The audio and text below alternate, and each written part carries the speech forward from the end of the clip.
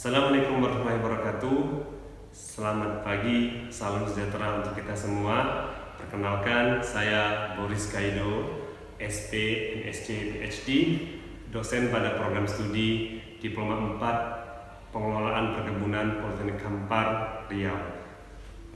Pada kesempatan ini, saya akan membuat video pernyataan diri dosen pada unjuk kerja Tridharma Perguruan Tinggi atau PDD UKT PT, bidang pengajaran, sebagai salah satu instrumen penilaian pada sertifikasi dosen tahun 2026.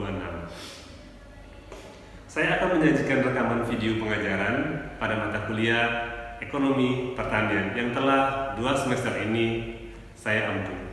Mata kuliah tersebut juga tercatat di Sister sebagai salah satu kinerja bidang pendidikan yang saya miliki.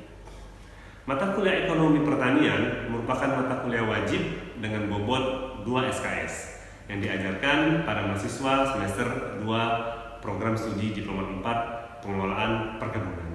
Mata kuliah ini disajikan dalam 16 kali pertemuan, termasuk ujian tengah semester dan ujian akhir semester, yang membahas prinsip-prinsip ekonomi yang diterapkan dalam sektor pertanian dan perkebunan secara khususnya, mencakup permintaan dan penawaran komoditas perkebunan, biaya produksi perkebunan, pendapatan usaha tani, efisiensi usaha, analisis keuntungan, hingga pemasaran hasil pertanian. Pada materi ini, ekonomi pertanian lebih dikhususkan pada komoditas perkebunan kelapa sawit. Pada akhir pembelajaran, mahasiswa diharapkan mampu menjelaskan konsep dan prinsip ekonomi pertanian yang diterapkan dalam sektor perkebunan, khususnya komoditas kelapa sawit, serta mampu menganalisis dan menghitung kelayakan ekonomi usaha perkebunan kelapa sawit, mulai dari analisis biaya dan pendapatan, analisis keuntungan, efisiensi pemasaran, hingga faktor-faktor yang mempengaruhi daya saing produk perkebunan. Adapun materi yang dipelajari dalam mata kuliah Ekonomi Pertanian ini, yang pertama adalah konsep dasar ekonomi pertanian dan ruang lingkup agribisnis perkebunan, khususnya perkebunan kelapa sawit. Yang kedua, permintaan, penawaran, elastisitas produksi dan keseimbangan pasar komoditas perkebunan. Yang ketiga, teori produksi dan hubungannya input-output usaha perkebunan kelapa sawit.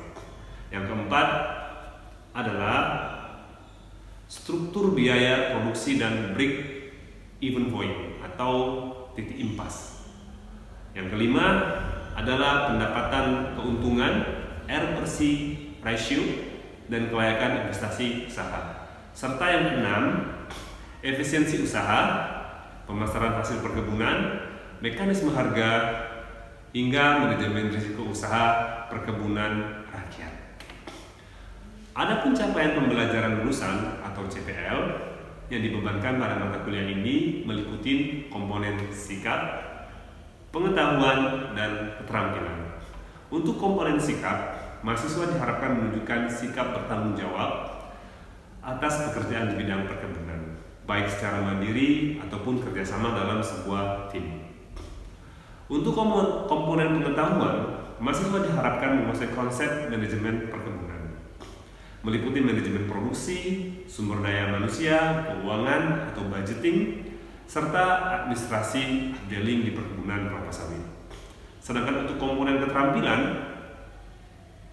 mahasiswa diharapkan mampu merancang dan mengembangkan usaha perkebunan yang layak secara ekonomi dan sustainable, ditambah dengan bidang sosial dan lingkungan. Kemudian daripada itu, pengajaran yang saya lakukan berdasarkan metode DII, yaitu Delivery, Interaction, dan Assessment. Untuk delivery, saya menyampaikan materi perkuliahan melalui presentasi multimedia, ceramah interaktif, studi kasus usaha perkebunan kelapa sawit, serta pembelajaran berbasis masalah dan berbasis proyek untuk melatih kemampuan analisis ekonomi setiap mahasiswa. Untuk interaksi, saya berkomunikasi 2 arah dengan mahasiswa melalui sesi tanya jawab dan pemberian umpan balik baik secara langsung maupun tertulis agar mahasiswa memahami keunggulan dan kelemahan mereka dalam proses belajarnya. Selanjutnya, mahasiswa juga dapat bertanya setelah perkuliahan selesai, baik di dalam maupun di luar kelas ataupun di luar kampus, melalui media WhatsApp group maupun Google Classroom. Dan biasanya saya juga memberikan materi ini di Google Classroom ataupun juga review untuk pembelajaran materi selanjutnya. Kemudian untuk assessment, biasanya saya sampaikan di awal. Kami di awal selalu memberikan kepada mahasiswa kontrak perkuliahan.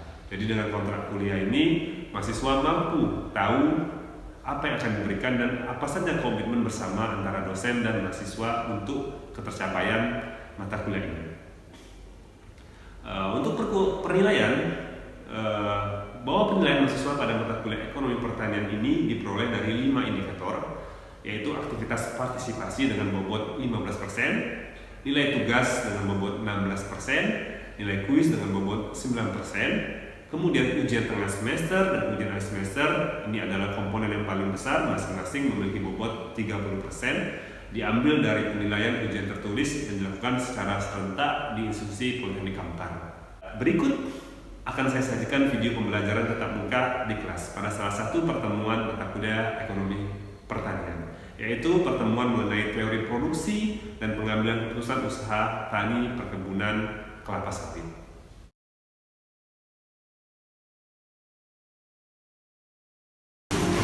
Assalamualaikum warahmatullahi wabarakatuh. Selamat siang ya, salam sejahtera untuk kita semua. Bagaimana kabar kalian?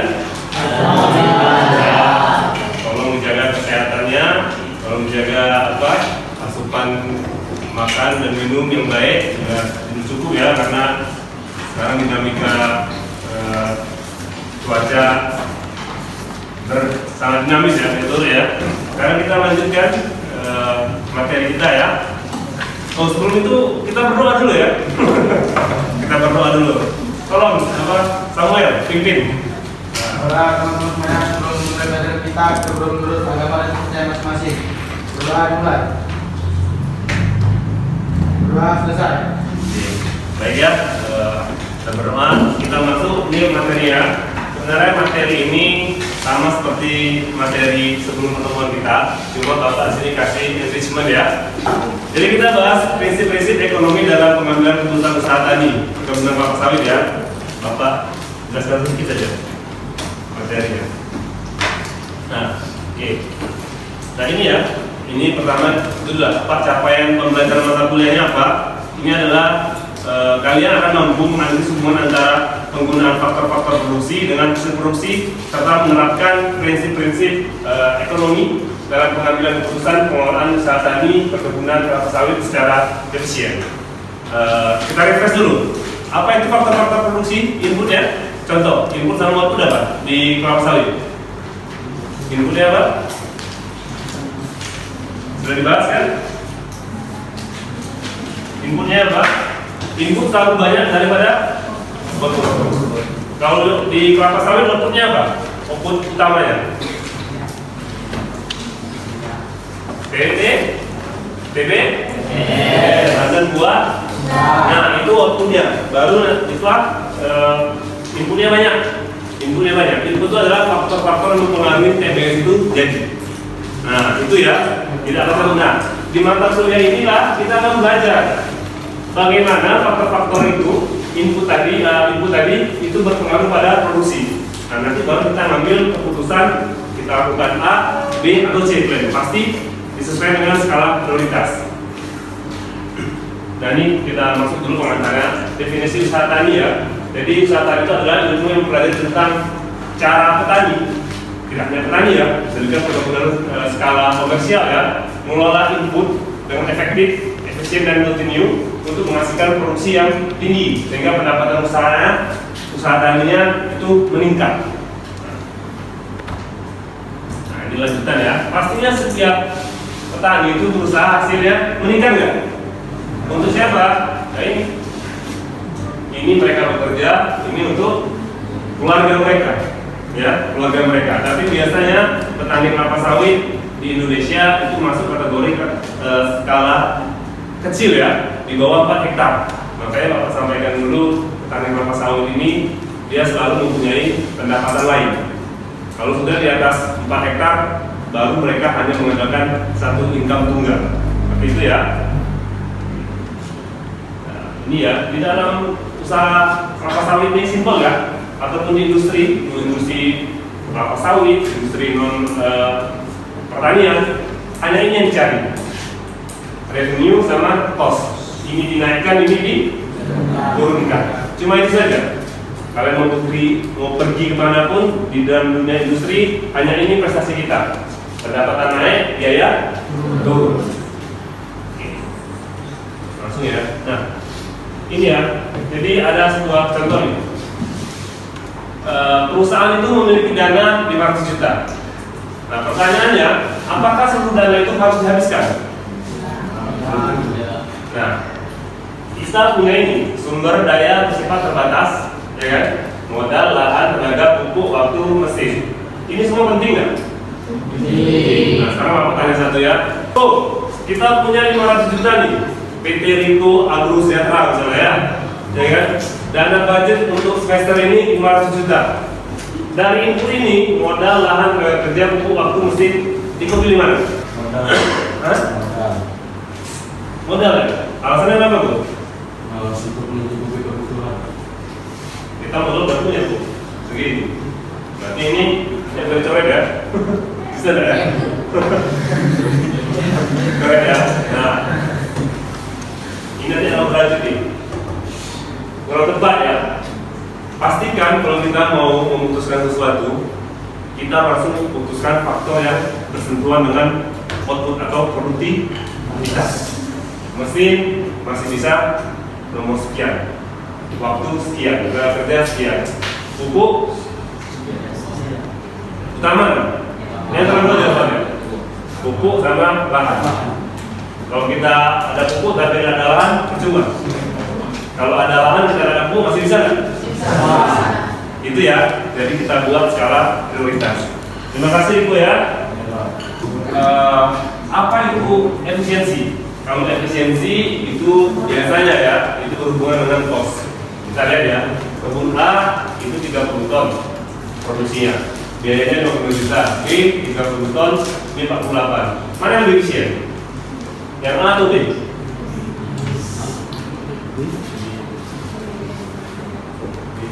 B. Jelas tidak? Karena apa? Ada selisih biaya, ya kan? Selisih biaya kan? Nah, kita cari output, tapi kita cari biaya yang rendah. Tidak mungkin dalam sebuah perusahaan itu ada biaya ya, itu mustahil. Tapi kerja kita sebagai asisten kebun adalah bagaimana biaya itu turun, ya, itu turun. Nah, kemudian ada soal lagi nih. Kebun A itu 30 ton, luasnya 20 hektar, 2 hektar, produktivitasnya 15 ton, kemudian 30 ton, 1 hektar 30 ton. Mana yang baik nih? Coba Jati. Nah, sendiri. Coba jelaskan. Jati aja, cuma 2-3 detik aja. Coba. Coba detik. Kebun A atau kebun B ini produktivitas, ya. Produktivitas. Ini sama kayak kasus Indonesia dan Malaysia. Malaysia tuh lahannya tidak luas, ya. Tapi produktivitasnya lebih tinggi daripada Indonesia kurang lebih 5 tahun yang lalu. Sekarang udah berbalik ya. Nah, gimana jadi A atau B? Kenapa jadi? Karena di sini kan 2 hektar, ini menghasilkan 15 ton, sedangkan di sini 1 hektar menghasilkan 30 ton. Iya. Sekarang produktivitasnya lebih besar yang B. Oke. Ini 1 hektar, sedangkan ini 2 hektar. Kira-kira menjadi kenapa bisa terjadi disparity itu? Apa yang terjadi? Tebak faktor input apa yang mempengaruhi situ? Tenaga kerja ya? Ada takat tenaga kerja? Tidak ya, tenaga kerja itu dia tidak langsung menyentuh ke produktivitas. Tidak, beda. Tapi tidak apa, jawabannya betul ya. Nah, nilainya udah 85 berarti ya. Yuk, terima kasih. Kita close dulu ya.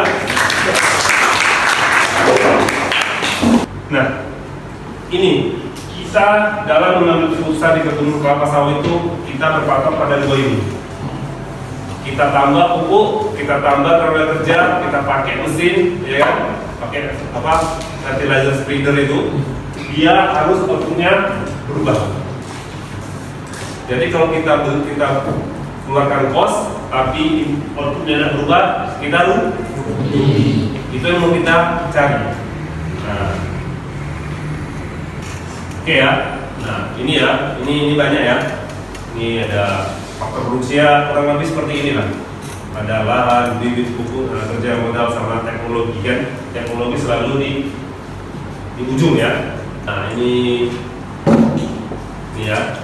Kita lihat ya. Nah, ini sama kayak kemarin. Masih ingat nggak elastisitas produksi? Apa arti yuk? Elastisitas produksi? Masih ingat? Hah?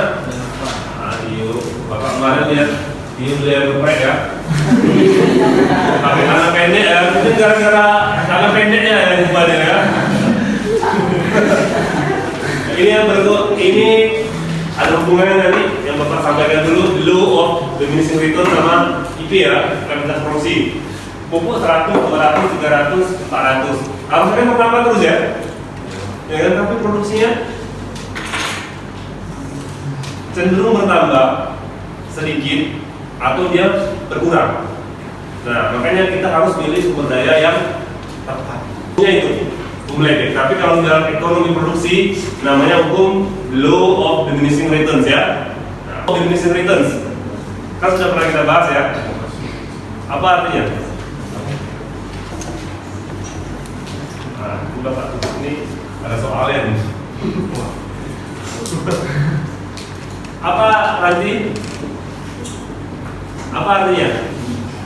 The law of diminishing returns. Apa? Law apa? Hukum. Diminishing apa? Nah, hasil itu result ya, atau output juga bisa. Diminishing adalah menurun. Nah, loh. Ya, dan kan hukum hasilnya semakin berkurang. Apa artinya? Kita kaitkan dengan materi kita yang tadi.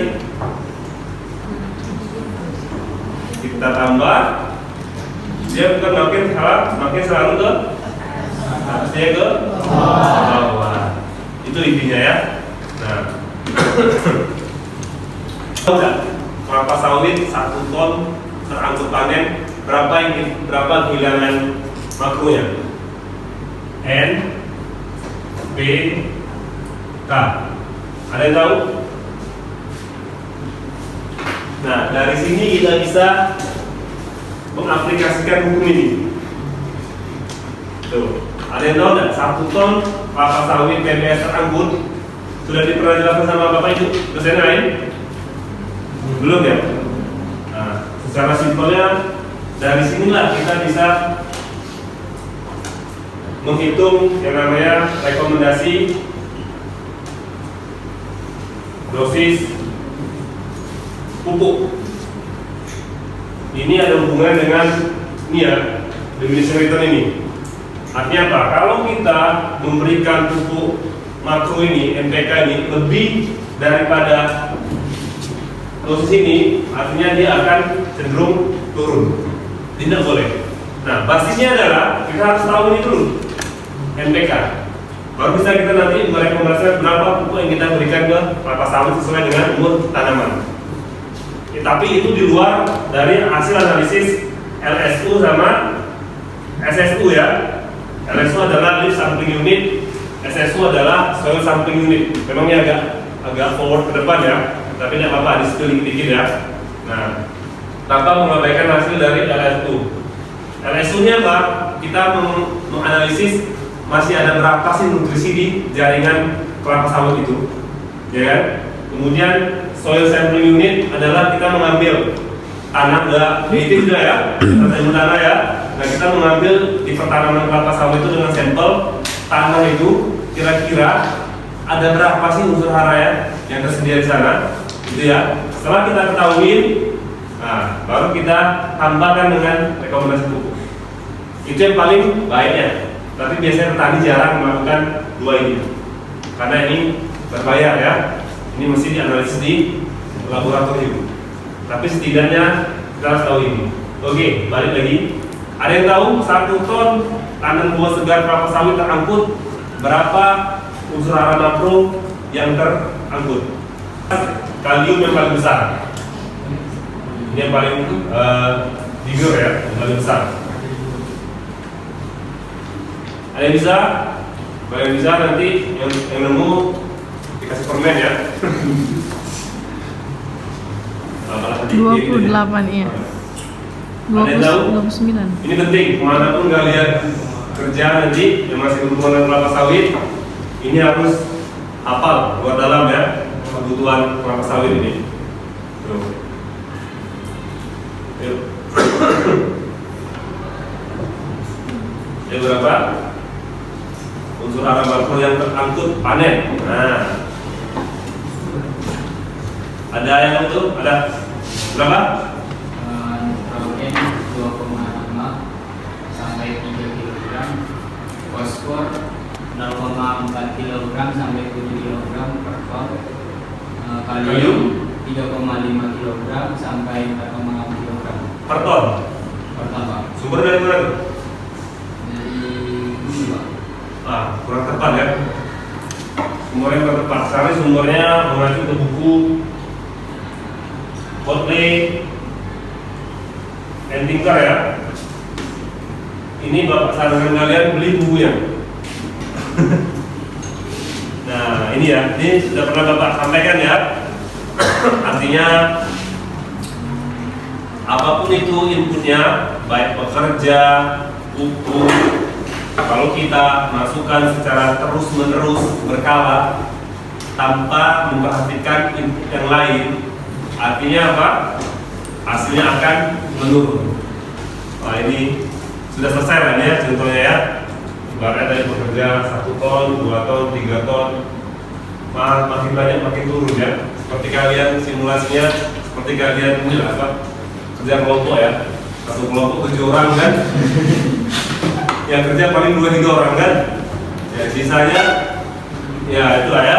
Nah seperti inilah ya kan. Nah, elastisitas produksi. Kita masuk ke IP ya. Udah paham lah ya? Nah, IP itu apa? Kita untuk mengukur efisiensi dari input ya. Nah, ini bisa untuk menentukan penggunaan input, pengambilan keputusan ya. Sudah pernah Bapak jelaskan sedikit ya. Nah, ini intinya seperti ini ya. Bapak refresh lagi. Elastisitas produksi itu adalah ini. Kalau dia lebih dari 1 itu sangat bagus. Sangat bagus nilainya. Tapi kalau di tahap kedua ini masih yang rasional ya. 0 sampai 1 itu yang paling bagus. Kalau di bawah 0 kita harus stop. Pernah sampaikan Surya pernah maju kan? Nah itu contohnya ya. Nah kalau ada contohnya, nah kita coba kerja soal lagi. Nah ini ada yang bisa ini? Coba Bapak kasih waktu 2 menit kan untuk baca soalnya. Baru sudah Bapak jelaskan semua nih. Nah, oke. Nah, apa? Kondisi awal itu penggunaan 200 kg per hektar pupuk. Kemudian produksinya 20 ton. Kemudian ditambahkan lagi 250. Nah, dapatlah 24 ton per hektar. Pertanyaannya, berapa elastisitas produksi nilainya dan kategorinya apa? Ini agak beda dari kemarin kan, dicari dulu persentase kenaikan persentasenya. Nah, kalau kemarin kan soalnya langsung outputnya kan. Nah, ayo berapa? Siapa yang bisa? Hairul. Ini udah Bapak. Ini aku Bapak tutup ini ya. Oke.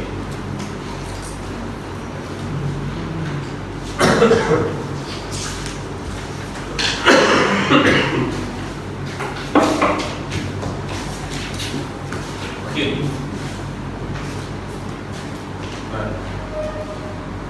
Ya 200, kemudian 250. Ini hasilnya. Cari dulu persentasenya. Noel bisa Noel? Noel? Ini udah ada ya? Ini bisa pula ya? Mau dicoba? Hilang nggak ya? Mau hilang ya?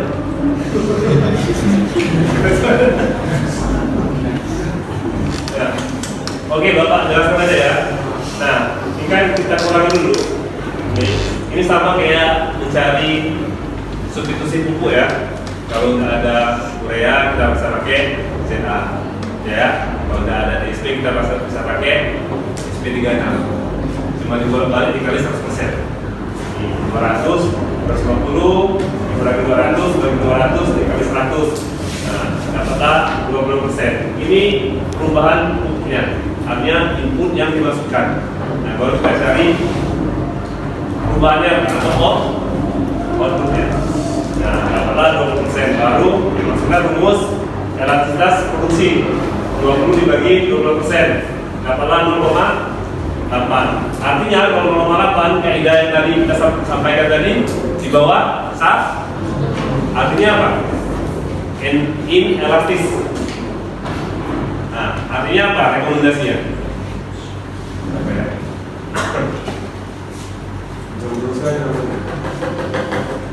Itu lagi ya.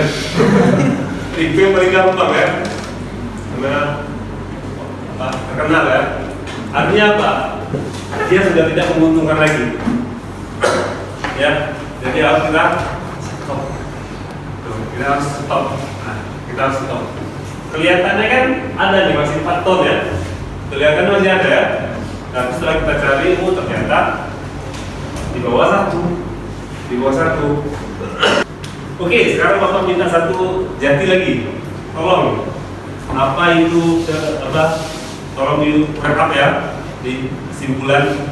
Apa itu the law of diminishing return sama elastis produksi. Yang nomor 3. Tolong jati simpulkan.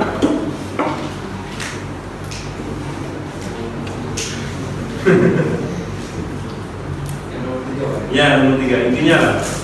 Intinya di pembahasan law of diminishing return itu terjadi penurunan di mana produktivitas itu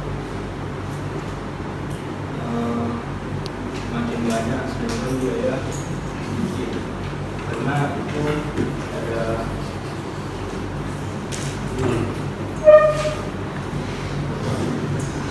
Intinya ini ya Pak, singkatnya Pak, roller coaster. Ya kan? Ya kan? Nah, kayak gitu. Nah, artinya semua harus dipenuhi, ya. Singkatnya seperti itulah. Kita tidak bisa hanya menambah satu faktor saja. Oke ya? Udah cukup waktunya ya. Kita tutup ya. Nanti Bapak kasih tugas ya. Bapak kasih tugas, nanti bisa dilihat di grup WA ya. Maka Bapak sampaikan dari tugas saya. Nah, tadi dibuka oleh doa, sekarang kita tutup lagi dengan doa ya. Tolong Samuel dipimpin doa. Teman-teman, pelajaran malam ini berdoa menurut agama dan kita masing-masing. Berdoa mulai. Berdoa selesai. Oke, baik ya. Terima kasih. Semoga bermanfaat. Kita tetap semangat, tetap fokus untuk materi selanjutnya. Inilah UAS. Akhir kata Bapak mohon maaf apabila ada kesalahan. Bapak akhiri ya. Assalamualaikum warahmatullahi wabarakatuh. Selamat siang. Selamat siang kita semua.